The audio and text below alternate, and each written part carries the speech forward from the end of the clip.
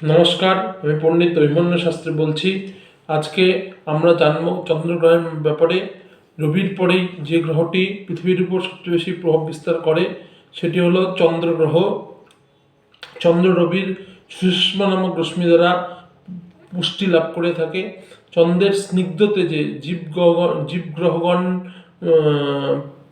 পরিপুষ্ট হয়ে থাকে। এই জন্য চন্দ্রকে মাতৃকারক গ্রহ বলা হয়। চন্দ্র মনের উপর এবং ষড়রিপুর উপর প্রভাব বিস্তার করে। কাজেই রবি এবং চন্দ্রের মিলনে অর্থাৎ পুরুষ প্রকৃতির মিলনে সাংখ্যযোগের উন্নতি বিধান হয়ে থাকে। চন্দ্র হচ্ছে কল্পনার কারক গ্রহ। সাহিত্যসেবা, সঙ্গীত, শিল্পকলা, নৃত্যগীত, বাদ্য, নৃত্য, আমোদ প্রমোদ, গায়ক গায়িকা, অভিনেতা অভিনেত্রী, নৃত্যশিল্পী এবং মাতৃত্বের বিকাশ চন্দ্রতে বিচার করা হয়। চন্দ্রতে মনের ভাবুকতা, মধুরতা, উদারতা বিচার করা হয়।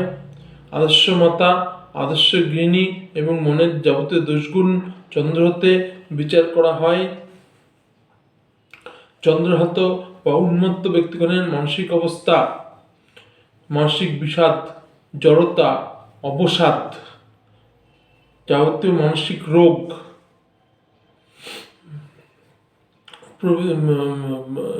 মদনতলা গণিকা, সর্বনাশা গৃহিণী প্রভৃতি চন্দ্রতে বিচার করা হয়। চন্দ্রতে কল্পনাভীতি, ভাববিহ্বলতা, ভ্রমণপ্রিয়তা বিচার করা হয়।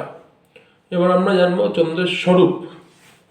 চন্দ্রের স্বরূপ হচ্ছে শোভন মুখ, স্নিগ্ধ দৃষ্টি, নির্মল বুদ্ধি, মেধাবী, মনোরম হাস্যযুক্ত, মধুরভাষী, কান্তিমান, বাগ্মী, অনুপম রূপশ্রী, বাৎসস্ম ভক্তি, শ্রী সংসক্ত মন, দুগ্ধ মিষ্টান্ন প্রিয়তা, মনের যাবতীয় প্রবৃত্তি ও মনোবৃত্তি, রাজ্যানুগ্রহ প্রভৃতি চন্দ্র হতে বিচার করা হয়।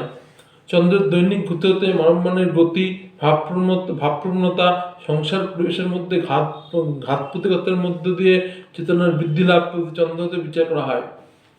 চন্দ্র শরীরের জলতত্ত্বে, বর্ষাঋতুতে ও জলাশয়ে আধিপত্য বিস্তার করে থাকে। চন্দ্রের জীবদেহে ভোগ। চন্দ্র জীবদেহের জলীয় ভাগের উপর আধিপত্য বিস্তার করে তিথি ভেদে শরীরের জলীয় ভাগের হ্রাসবৃদ্ধিজনিত শিথিলতা সৃষ্টি করিয়া থাকে। চন্দ্র শরীরের রসভাগে পচনক্রিয়া দ্বারা ব্যাধি সৃষ্টি করিয়া থাকে। নারীগণের বক্ষজ গঠন ও স্তন্দগ্ধির উপর চন্দ্রের পূর্ণ প্রভাব বিদ্যমান। চন্দ্র হতে নারীগণের নিতম্ব, ডিম্বকোষ হচ্ছে জন্মেন্দ্রের উপর চন্দ্রের পূর্ণ প্রভাব বিদ্যমান। নারীগণের মাসি বার্তবের দোষগুণ চন্দ্র এবং মঙ্গল হতে বিচার্য।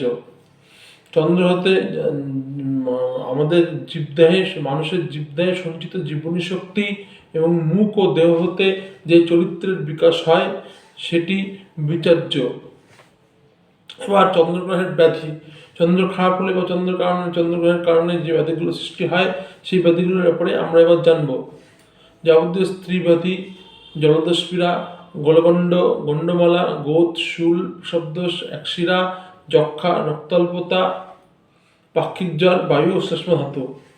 এবার আমরা জানবো চন্দ্রের জাতি।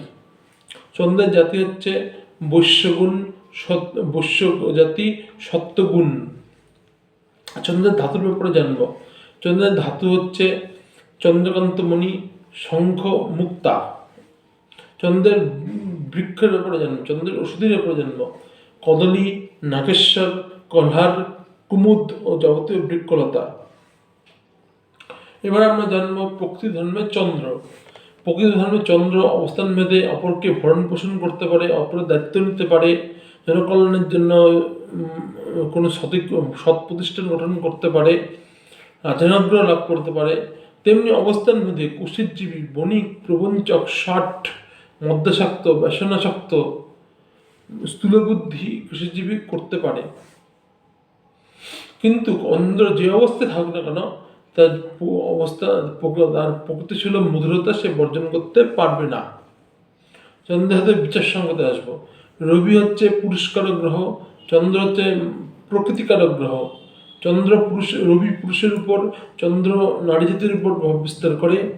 রবি হতে মানব মনের আত্মার ব্যাপারে জানা যায়, চন্দ্র হতে মানবের মন ব্যাপারে জানা যায়।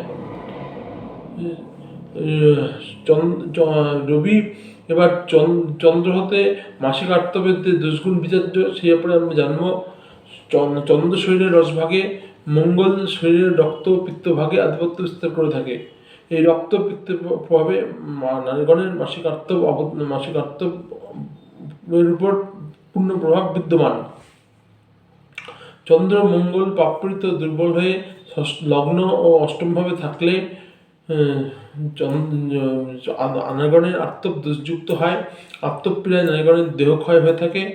তেমনি চন্দ্র মঙ্গল যদি বলবান হয়ে থাকে তাহলে মাসিক আর্তব দোষযুক্ত হয় না, আত্মপ্রিয়ায় দেহক্ষয় হয় না।